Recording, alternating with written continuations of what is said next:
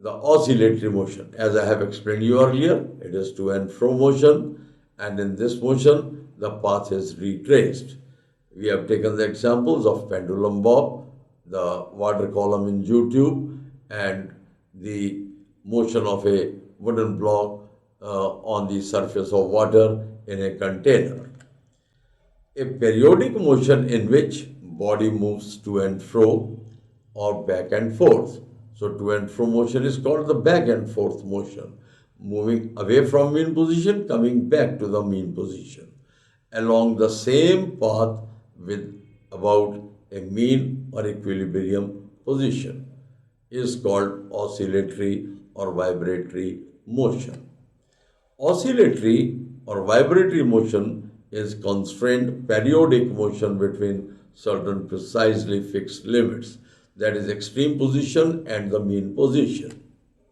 Now there are certain important examples of the oscillatory motion and the motion of the prongs of tuning fork, motion of the ball in a bowl, the motion of needle of a swing machine. So the diagrams are indicated here. Like the very first diagram towards the left side is a tuning fork. That is, tuning fork is useful in producing sound or vibratory motion. Another is a pendulum bob, and third case is of the spring on which load is suspended. The weight is suspended. So the motion of prongs, we hold the tuning fork from the stem and the prong is struck to a rubber band, and then we listen it near our ear. We will find that some very feeble type of sound is generated from the tuning fork.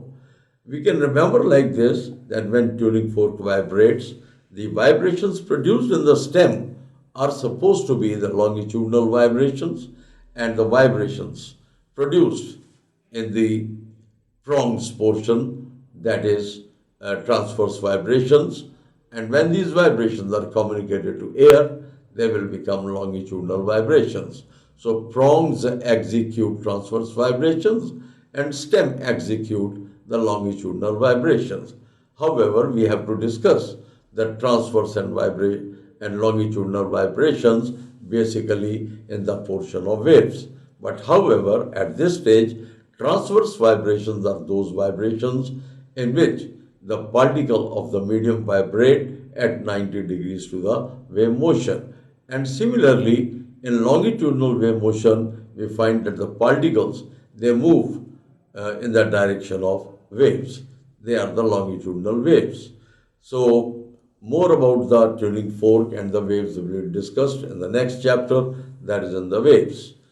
Now we come towards the motion of a ball in a bowl. So we take a hemispherical bowl and we consider a ball, a tennis ball, or you can say we can take a ping pong ball, and it is released from one side in a hemispherical bowl. We find that it will move from one direction to another. It goes to another extreme or slightly lower than the extreme, and again it goes back to the first portion, that is the first extreme. So it is again and again moving from its mean position towards another extreme position. Now another is the motion of needle of a swing machine. So by using our hand, we apply a force on the handle, and the swing machine, the needle, that will move to and fro in the direction that is away from the mean position. So it goes away from mean position, and then in another instant it comes back to the mean position, but the motion is so fast that we are not in position to view it. But if the swing machine we are using will run slowly, then of course we are in position to watch the motion of needle, which is to and fro.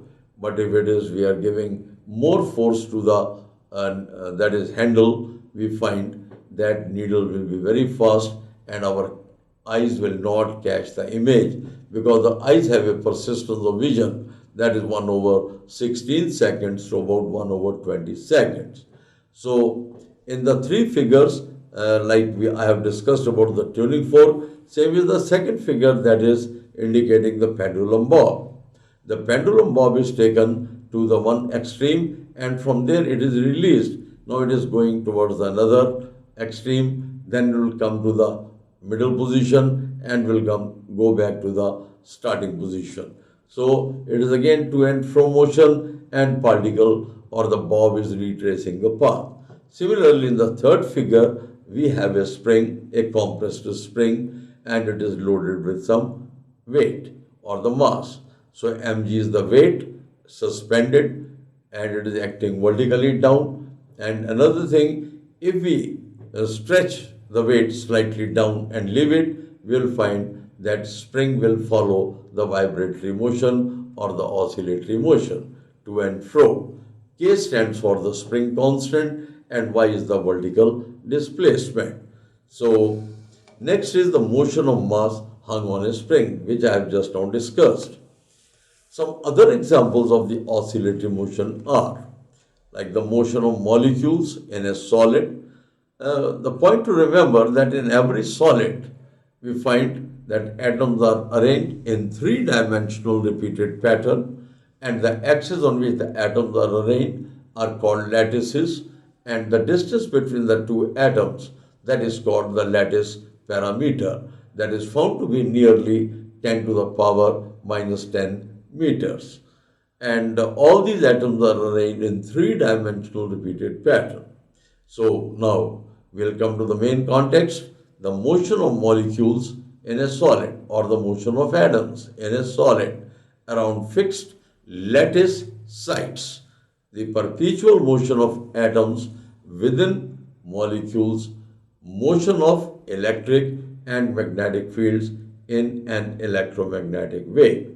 So here we are using the term electromagnetic wave. This is to be highlighted that electromagnetic waves were first of all discovered by Hertz experimentally.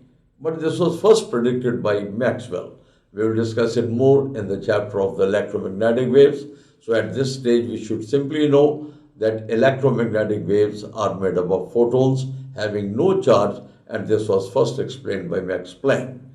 We find that electromagnetic waves have fields like electric and magnetic field, and they are mutually perpendicular to the direction of propagation of electromagnetic wave. So we are discussing more about the electromagnetic waves in the chapter of electromagnetic radiations. Now again the same three figures are depicted. They are depicting the oscillatory motion. Now special note regarding the oscillatory motion.